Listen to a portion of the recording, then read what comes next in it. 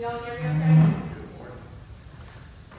So it's a beautiful sunny spring day to gather, and thank you for being here. Thank you, Reverend Cynthia, for inviting me, and to all of you for being here. I'm happy to be here for a variety of reasons. Number one, it's always great to get down and not be in Atlanta. I'm from Columbus, so it's always a little too crowded for me there.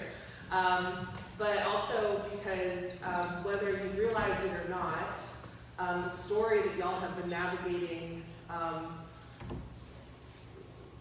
in grief, in faith, in pain, in healing over the last, year and a half, has yielded this. And I don't say that to say, so it was worth it, because it's not. But I say that to say that this is part of your legacy as a church because of the way that you have partnered with us in opening up your church story and your community stories with people that you have lost. And so I was happy to share it with you because I almost feel a sense of responsibility to you that's unique out of all of our parishes because of how you've been impacted by suicide and because of how you kind of are modeling how to move in that grief. So thank you for having me to hear about this because it's important work, but it's also, I think, very personal work for a lot of us, and I know a lot of you here. So thank you. I'll say that we have a training coming up. This will be kind of a forum, so I'll give you a couple ideas around where we come from when we talk about suicide prevention, and then we'll do a little bit more of discussion-based time versus me just fire-hosing information at you. So I will say that first, Keep Watch started with Jack Manette's passing. Honestly, that's what kicked all of us off. And we had lost, my church at St. Thomas, my home parish, we had lost a student, Lauren Ford, to suicide a couple years ago.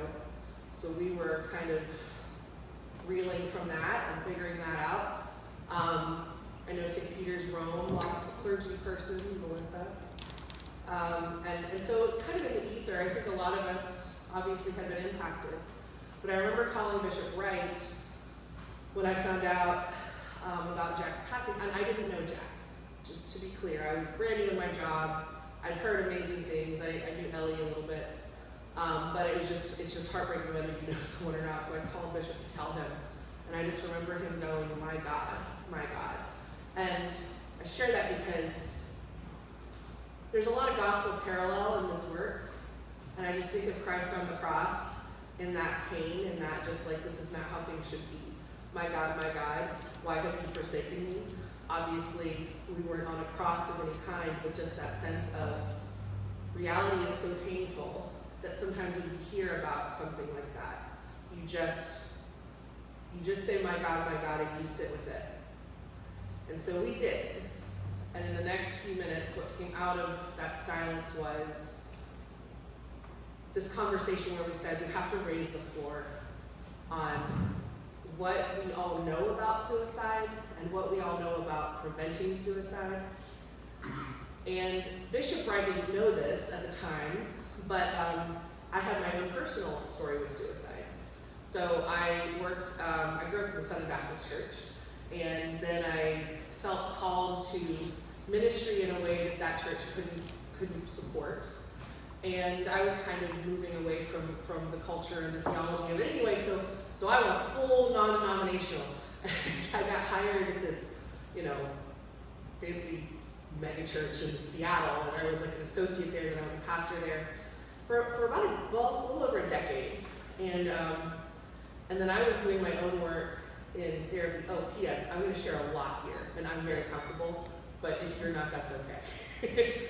I'm pretty used to talking about stuff like this. Courtney, come on in. So I had been doing some work and had realized and kind of admitted to myself, like, I'm not straight. And I don't know how to keep doing life without just owning that and figuring out a way forward. And so I owned it, told my family, and once I told my family, I thought, I have to tell my boss. Because now I feel like I'm lying, you know, as a person in this faith community. So I did. I told my boss. And they just, you know, I think we all know some churches just culturally are like, that's not who we are. That's not what we do. And so they let me go. But they let me go in a way that didn't feel very, there wasn't a lot of dignity in that. There was a lot of gaslighting and a lot of, I carry some trauma from that. And I had never ever thought that I would be somebody who would even consider hurting myself. I love not being in pain, like I really do. And so I was very surprised to find later, after about 7 months of being unemployed and just feeling like, oh my gosh, my calling is gone, like there's no way for me to do ministry anymore, where am I gonna? And I just got to a point where one day I was talking to my counselor and he said, are you safe?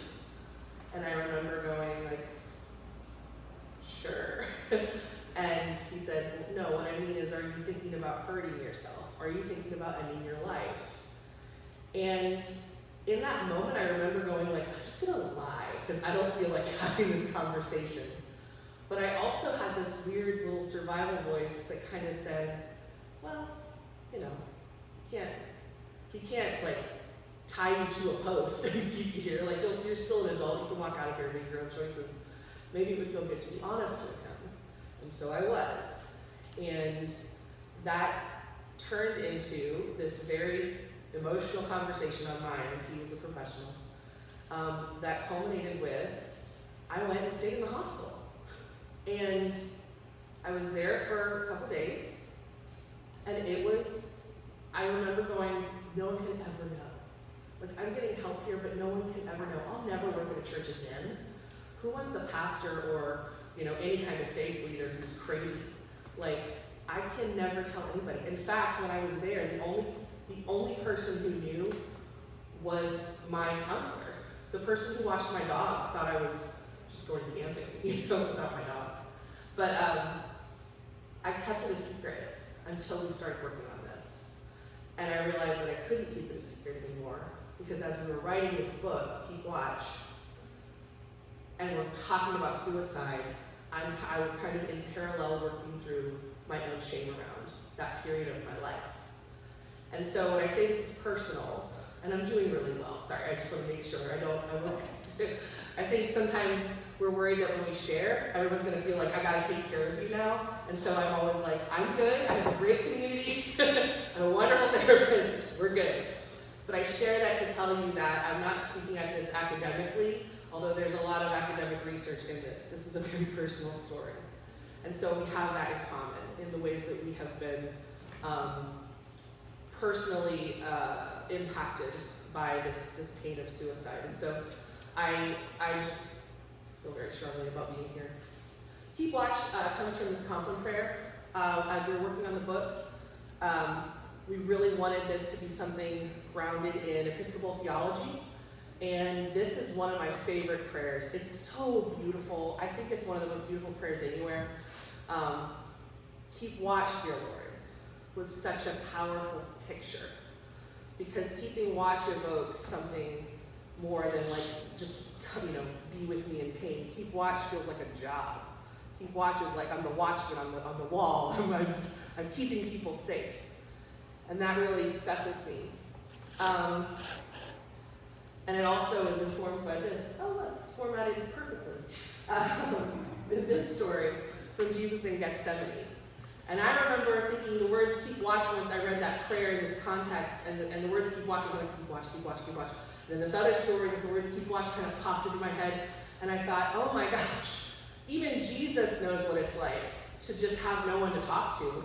I mean, obviously he's praying in Gethsemane, right? He has that connection to his Father. He has that connection to our Creator. But we're given to each other for a reason, right? Like, we're also supposed to embody that. And so even Jesus knows what it's like to be in pain and to be at his lowest and to not have that sense of the embodied presence of God in his friends to kind of be there for him. And so I think what would it have been like to be Jesus in that moment and to go, after 3 years of just I mean, the things they must have seen together. And after 3 years, I'm going, all right, guys, I'm having a really hard time. Can you just stay up and pray with me? And they're like, got it, boss. And then just, they can't do it. They cannot do it. And so I thought, gosh, those crummy disciples, right? And then I thought, oh, actually, I do that all the time. Because the disciples probably did not know what to do. If you imagine someone that you think really highly of, right? Like your rector or a bishop or any other kind of leader in your life going, I'm having a really hard time and I need you to kind of be there for me right now. We don't know what to do with that. That's really scary, especially if it's on a topic that outpaces our capacity to respond, right? One of the things with suicide is we're so afraid of saying the wrong thing. So we don't say anything because we think, well, silence can't be worse than saying the wrong thing. And so counterintuitively, silence is actually, yes, is worse. But we don't feel that. We just don't want to hurt anyone. And so when something like that comes up on our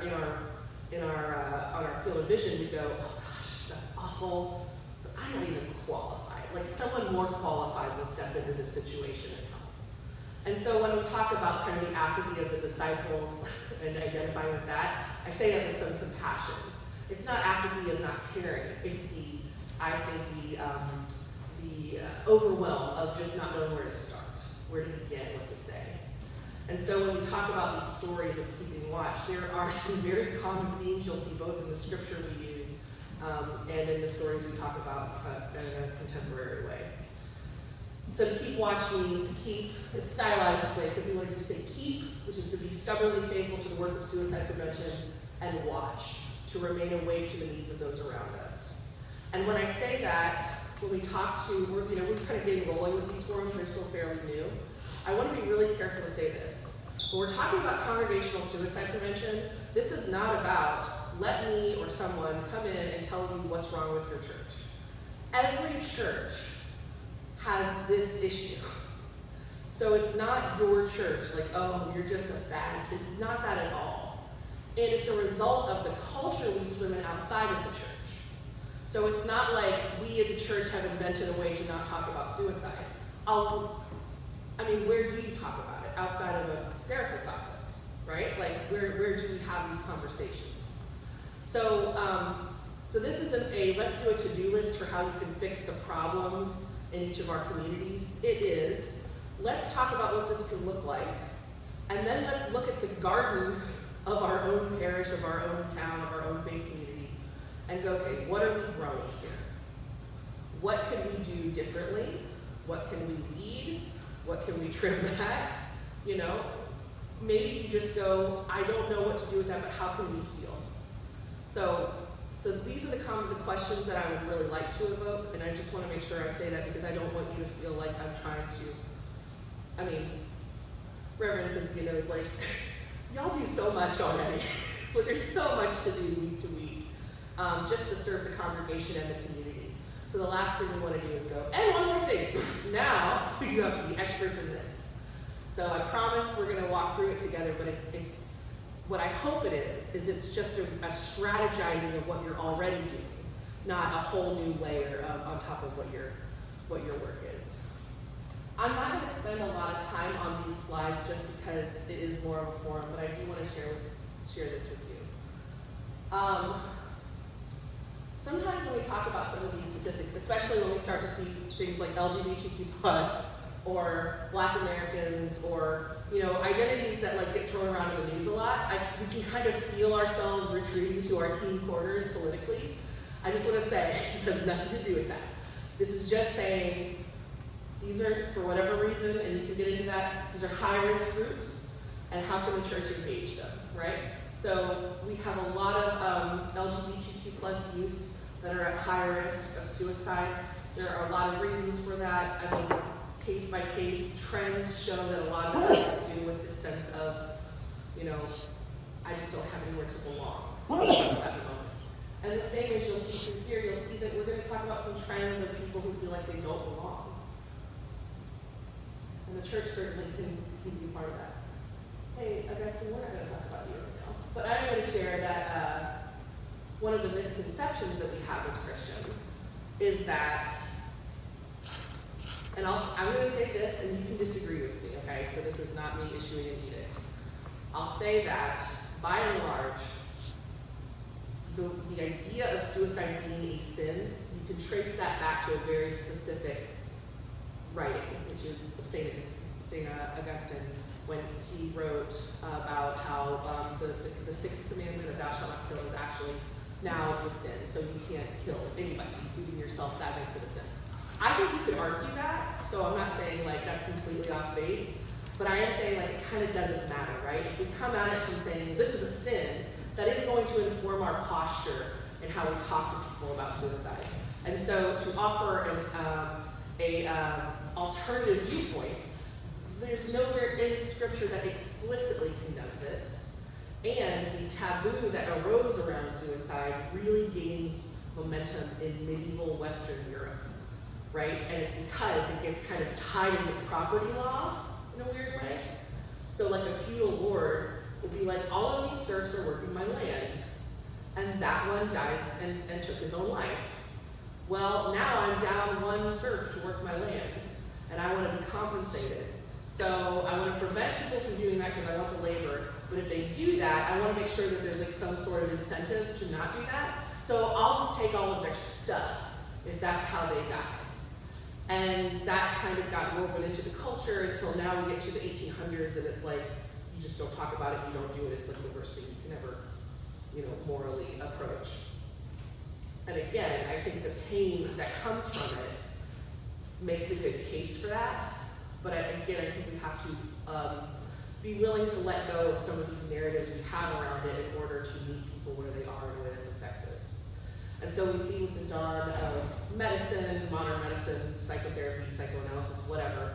And listen, I'm not endorsing either of these people, but they were at the forefront of making sure that this was talked about as a medical issue, not a moral failing. And I think that when we look at this as a medical issue and not a moral failing, it's going to help us be a lot more compassionate to ourselves and to others. Edward Schneidman was a psychologist who wrote in the 1950s this quote, "Suicide is an exclusively human response to extreme psychological pain." And so this is someone who is so burdened by whatever is in their lives and in their minds, and feeling so isolated that it eventually literally overrides their survival instinct. And we'll talk about some of the mechanics of that in a moment. But recognizing it as a response to pain is important. Now, this is where we get to this interpersonal theory of suicide. And this is what all of Keep Watch is based upon. And I'm going to use some language that feels kind of academic, but there's a reason, and it's because this is the lens that we're looking at this through in a clinical way. And the reason we're looking at it through this lens is because all of the organizations, leading global organizations around suicide prevention, use this model. Because this model, when used as a basis for prevention methods, yields the most positive results. So Dr. Thomas Joyner came up with it. He's actually at the University of Florida right now. So he came up with this in like the 90s, right? So his whole thing is people die by suicide for two reasons. Because they want to, or because they can, which is not groundbreaking. But he breaks it down. The want to, the suicide desire, is made up of two things. Thwarted belongingness, that's the mouthful. And the second mouthful is perceived burdensomeness. So thwarted belongingness is the sense of there is nowhere I can be where I won't be myself, where I won't be rejected, laughed at, ignored, dismissed, somehow pushed away. Perceived burdensomeness is this idea that everything I do is a net negative. There's nothing I can bring to people that is good. I'll share from me personally, if you can have an idea of what this looked like for my story. Thwarted belongingness, right? I have that sense of institutional rejection, right? My church said, no, you can't be here. That was big. And the other part was perceived burdensomeness. So I had these friends, I had really amazing friends, they're still great. And I would talk to them about it, and I just couldn't process with them. And I'm a talker anyway, so like I could really take some wallpaper off the place once I get going. But I started talking to them and processing with them, and then I could hear myself doing it, and I was just like, oh my gosh, I've being so annoying. Why can't I get over this? They're so sick of hearing me. I'm so sick of hearing me. And so then I stopped talking about it because I didn't want to be a burden. So then I perceived that everything I did was going to be like somehow dragging down the people around me. So thinking of suicide in that context felt almost like, this sounds very strange, but when you're in that headspace, it felt like a way to love the people in my life. I thought, I know they'll hurt, but they'll get over that hurt, and then they won't have to deal with the burden that I am. And so it's a twist in the thinking, but because you're in pain, it makes sense to you in that moment. So that suicide desire is made up of those two things. And I'll talk about some exceptions to this in a moment, or ways this can look different. But then there's acquired, that's the want to, right? But what about the can? Very few people can just harm themselves.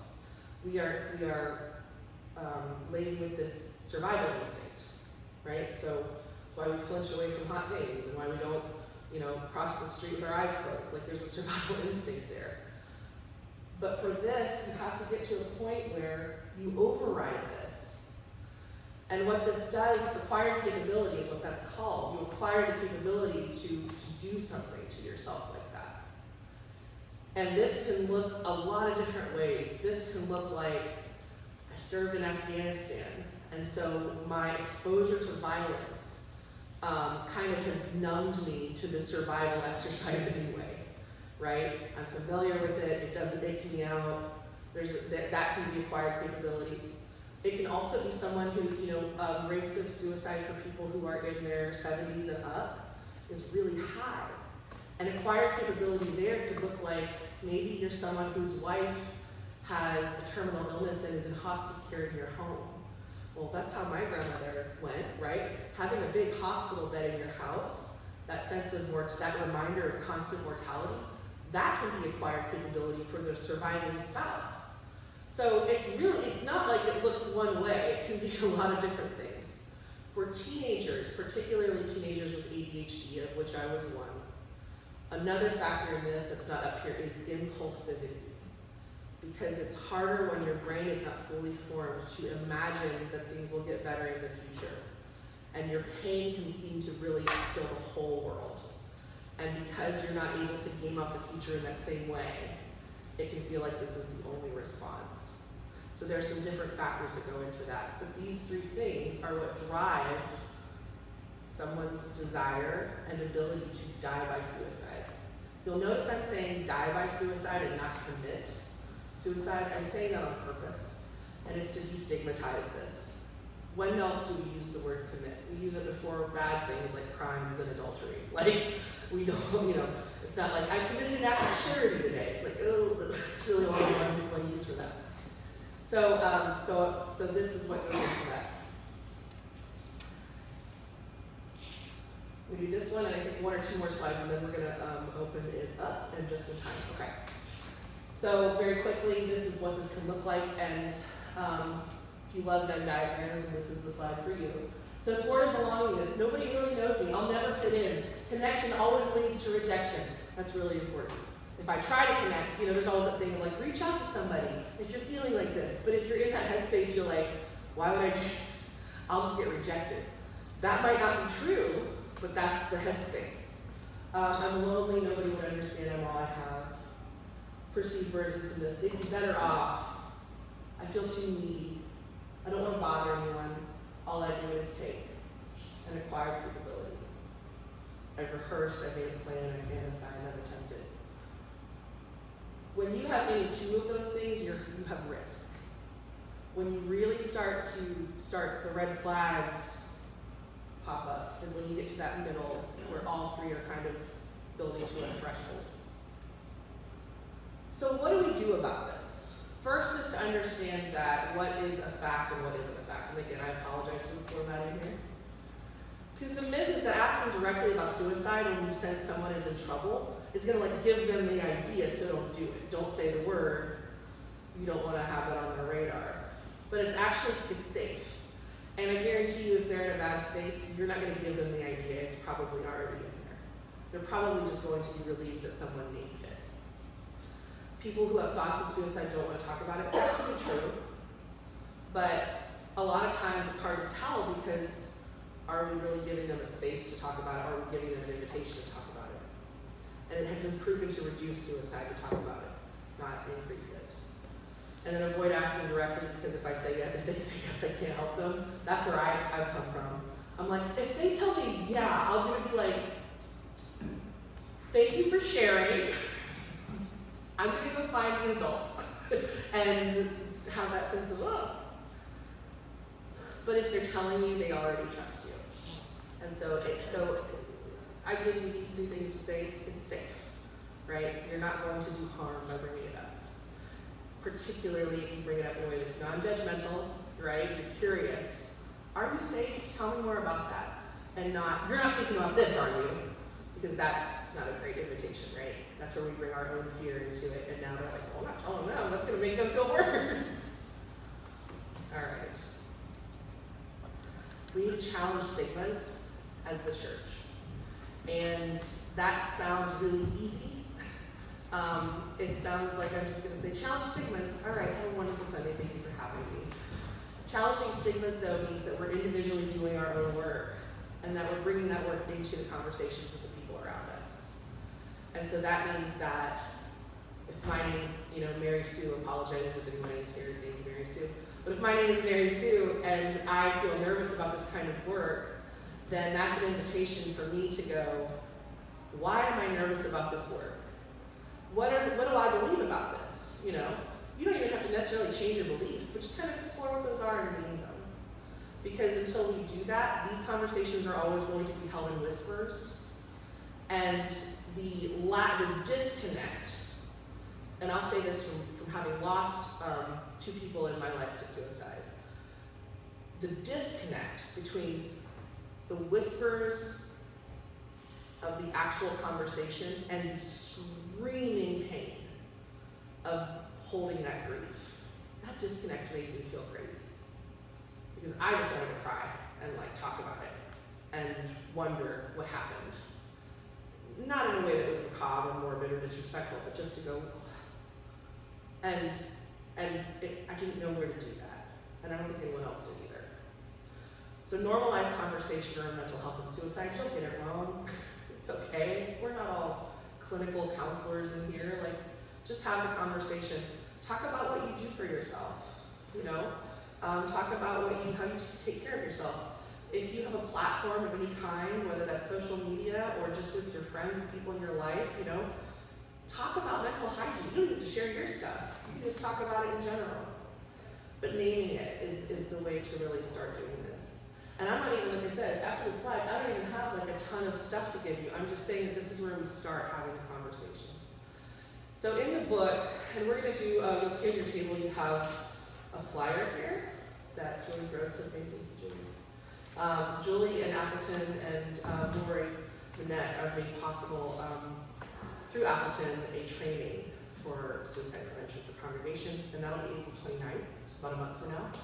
So with that training, you'll get a copy of the book, you'll get a training, and you'll have some more concrete ways to look at this, and that includes the model that we have created for this. And that model is an acronym called VISIT, and this is the first part of it, is visibility. And that's why when we talk about the forums, we stick with visibility, because it's invisible a lot. And it's not invisible here, because it's happened. It's not visible in my home parish, because it's happened. And so we find ourselves unwillingly on a forefront of, number one, trying to make sure this doesn't happen again. And number two, saying, and if it does happen again, here is how we will respond. And here is how we will come together and be a community for one another.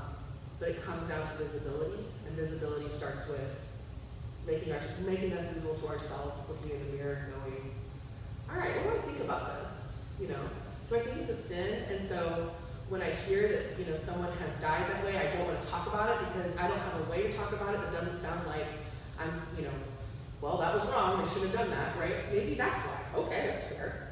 Well, then why do I believe it's a sin? Who told me that? What does it cost me if I let that go? Does it cost me anything?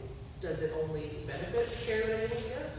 These are good questions to ask. So I'm mindful of our and the fact that it's still a little early for some of us. So I wanted to, I'm going to pause here, and I'm going to ask y'all if you have any thoughts or feedback, or just something you want to say as we do this work going forward that you'd like to share. So I know that's kind of a very broad invitation to say anything, but if you have any questions, if you have any thoughts, now is the time to share those. Thank you for listening.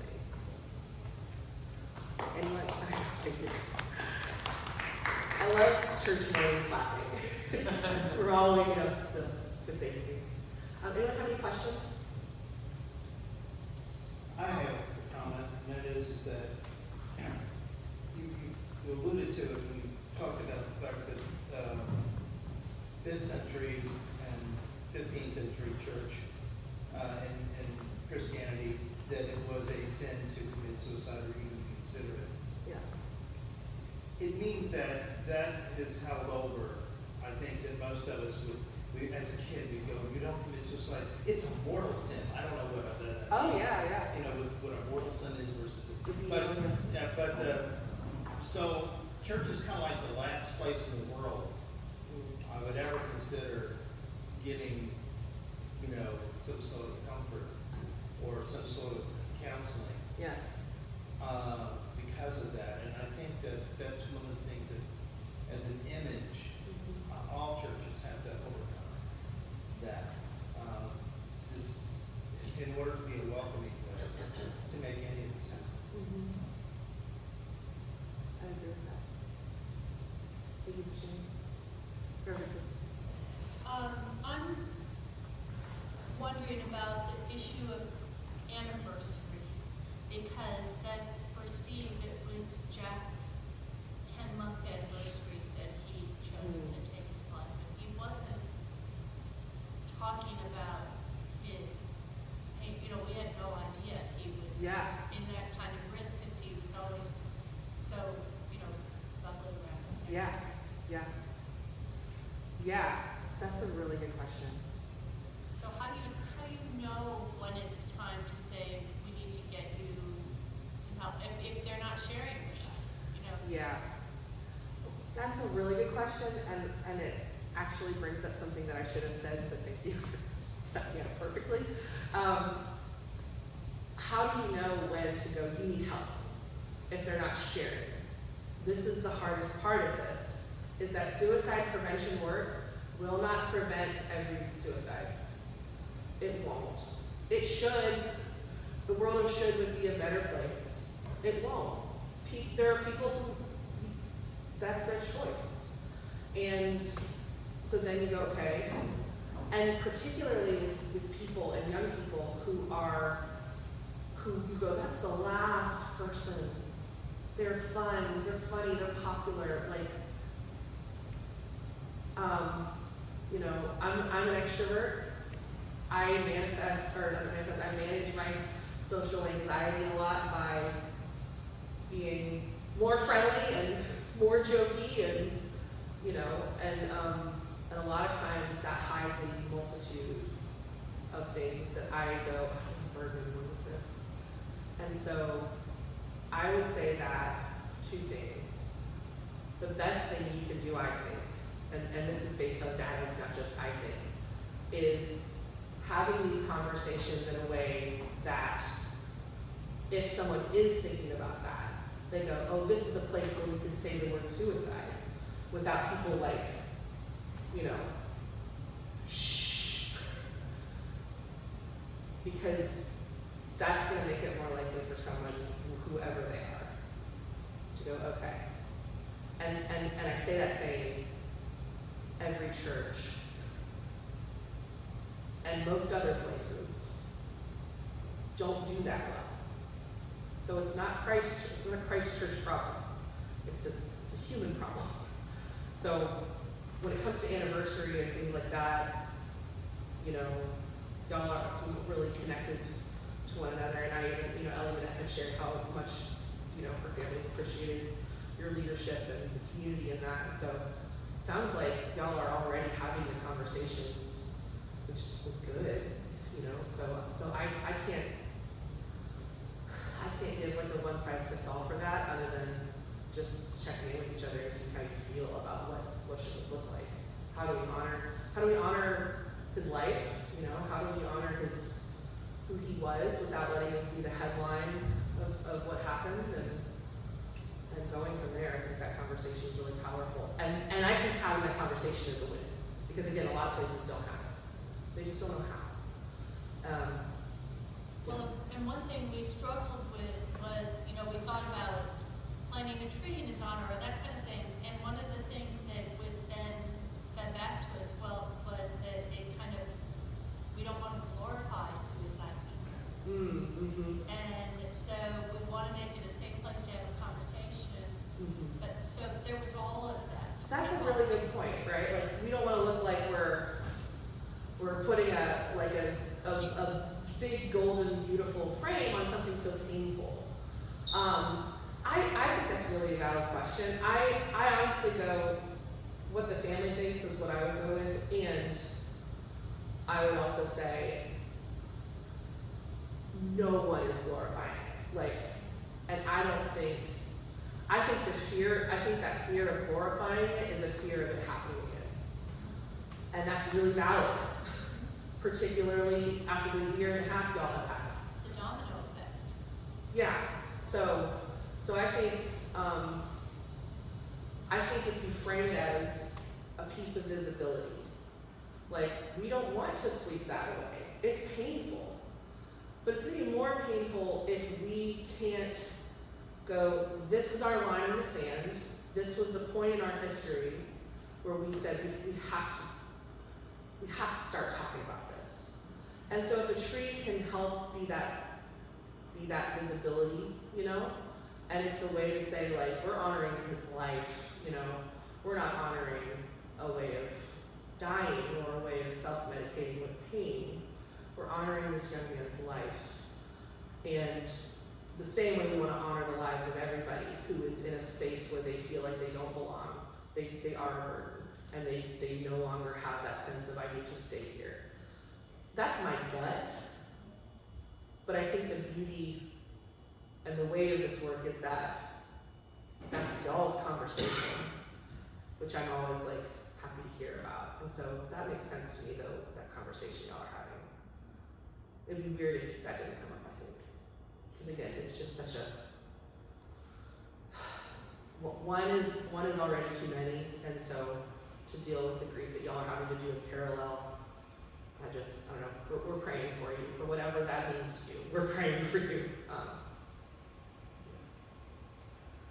It's a good question. Oh, sorry. I'm just going to say that the acknowledgement, just as you open up and acknowledge that you too had considered suicide. Mm-hmm. And I think if anyone was truly honest at some point in their life, if you live long enough, there'll be a moment that the whole concept of just acknowledging it, going back to churches don't acknowledge, they hide it, that it's a sin, you don't want to talk about it, all those other things. Going back to your advice about it's the family that matters in this case. But as knowing Jack, I would hope that his death would not be for naught, that we would have an opportunity to use it so that another Jack doesn't happen, and to make that awareness, and that we are aware and open, just as you've been open with us today. Yeah, thank you. Thank you for saying that. Andrew, what are you going to say? I was just going to mention, so our younger daughter was in Jack's class, and there was another death a few months prior to Jack in the same class. Was that his friend? Yes. It was struck by lightning. Yeah. So that class experienced tremendous, unexpected grief, and it was interesting to watch the process that the kids. I mean, it was not interesting; it was horrifying. But the interesting thing was that in the aftermath of Jack's death, there was some talk at the school about, how do we honor Jack versus Walker, who was the other young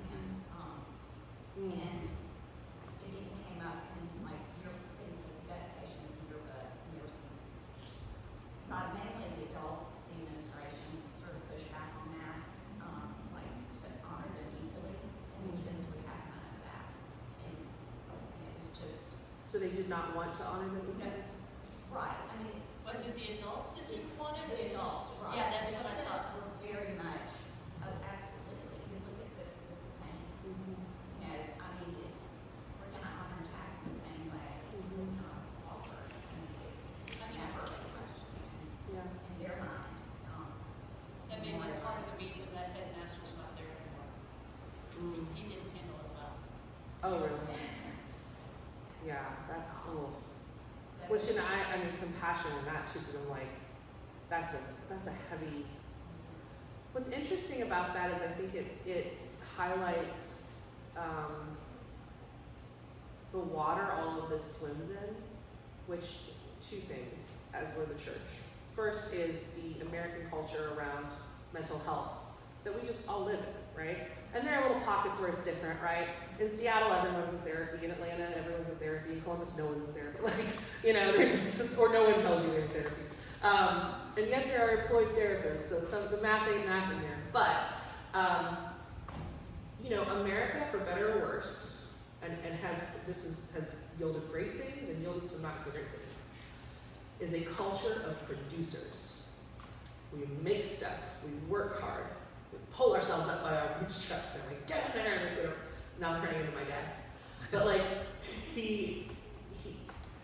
I'm proud of some of the things that's yielded. And the shadow side, as is the case in so many of us, where our greatest strength can also be our greatest weakness, is that if you fall off the assembly line, we don't know what to do for you. You're not productive anymore, you're not making things anymore. I mean, good luck with that, I guess. Like, there's a, whatever. And so we identify so much with what we make, how we work, that when we don't work, we don't know how to talk about that. And as people, we are not producers only. There are times where we need to come off the assembly line and just be like, somebody take care of me. And that's a hard, vulnerable conversation to have. Particularly around suicide, because when we talk about, you know, there's a really compelling phrase that I've seen used in eulogies and announcements, death announcements, around people who died by suicide, which is they lost their life to depression. And speaking of my dad, who was a wonderful person, by the way, and I share this story with permission. When my dad first heard that phrase, he was an Army Ranger for 30 years, so he was just like, oh, did that hurt you? Like, you were depressed? And so, you know, he's like, people have shot at me and whatever, and that's where we go. It's not a competition. It's not the pain Olympics, but depression is a legitimate is a health issue. And because it's invisible, we don't take it seriously.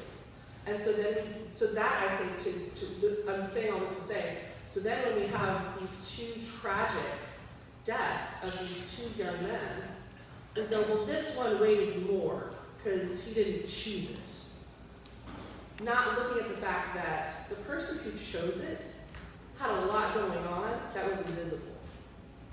And so he wasn't taken in this tragic accident that we can go, whose fault is that? It's just, you know, wrong place, wrong time.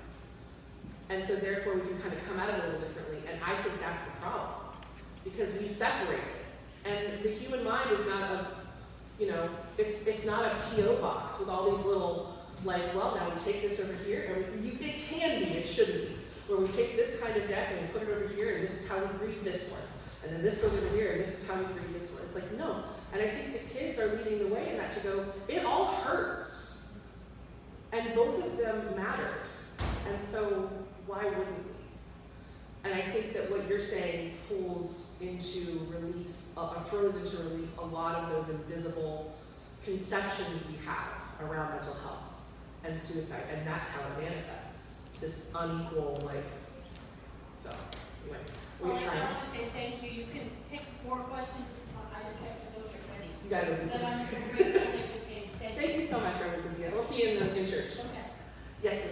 I was going to say that one of the reasons why we're sponsoring this workshop is not just for Christ Church. It's a convocational-wide approach, and we're looking at lots of different groups of people who are at risk. You saw that earlier. That we have people who, there are particular churches who have children with disabilities. We have groups who have larger populations of LGBTQ. We have particular congregations where they're all elderly. We have congregations that have a lot of youth.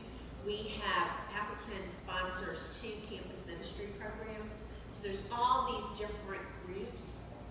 And we also spend our summers taking care of trying to address the literacy, and actually year-round, of Black and brown children in our community. Many of whom live in neighborhoods where they feel like if they take their own life or if they disappear, nobody would even miss them.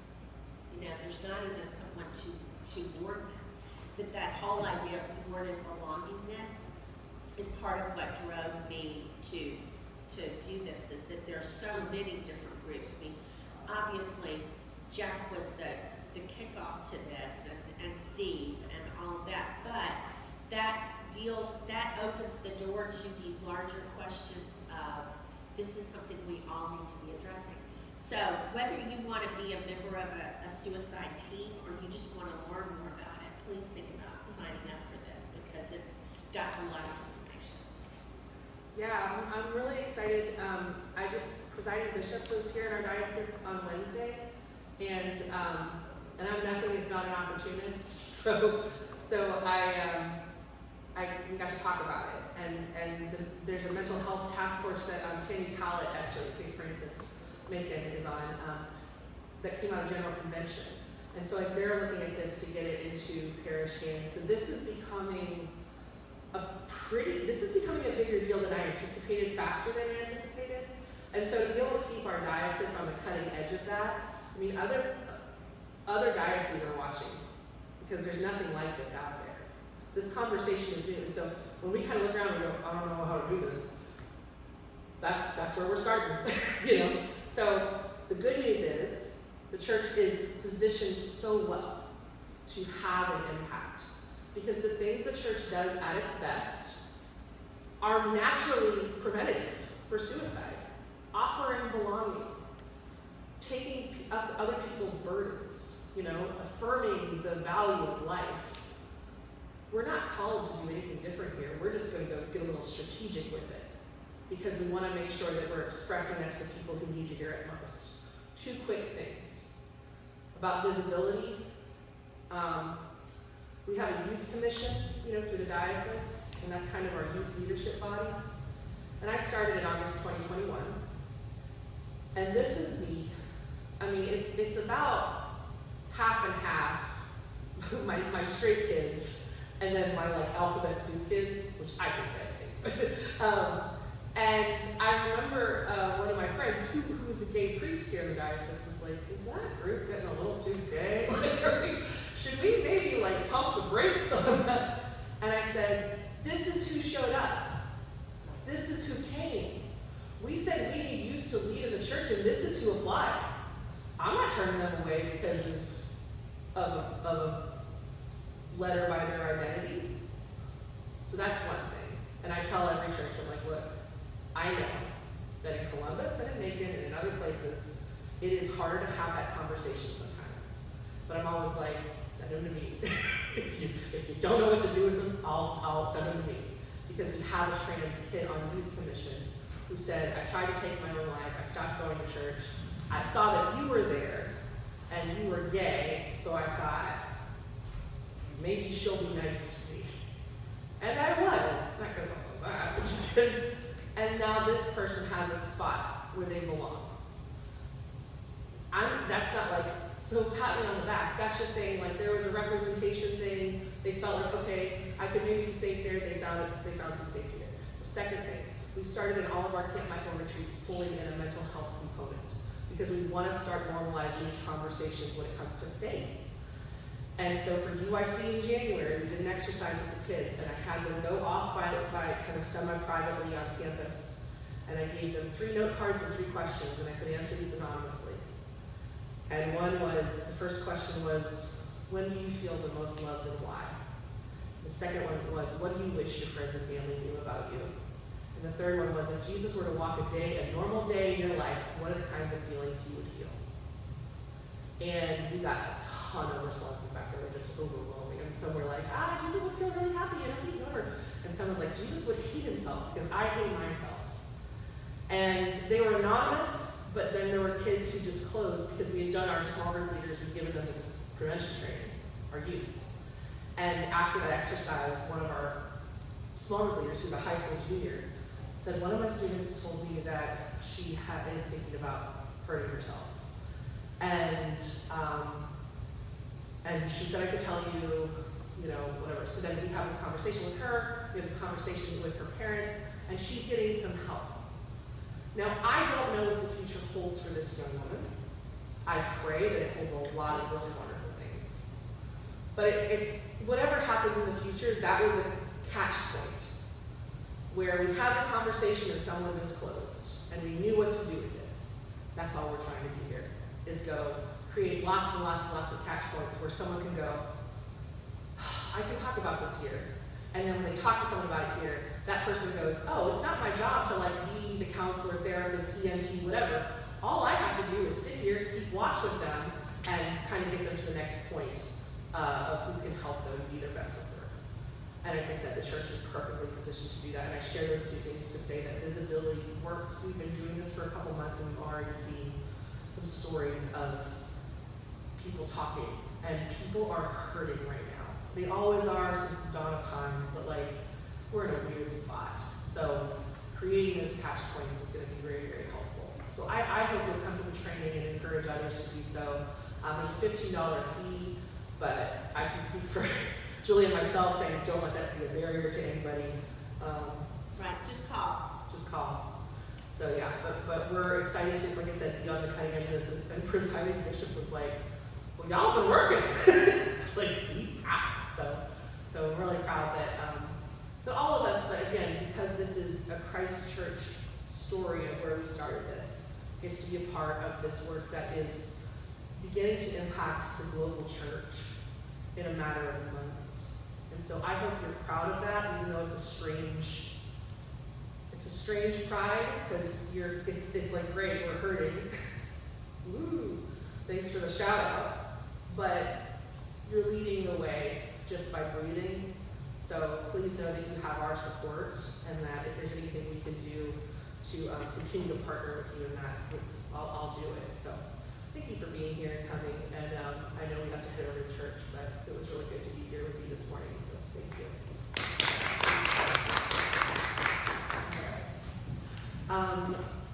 We're done. No, see you in a minute. Okay. Easy. Press that.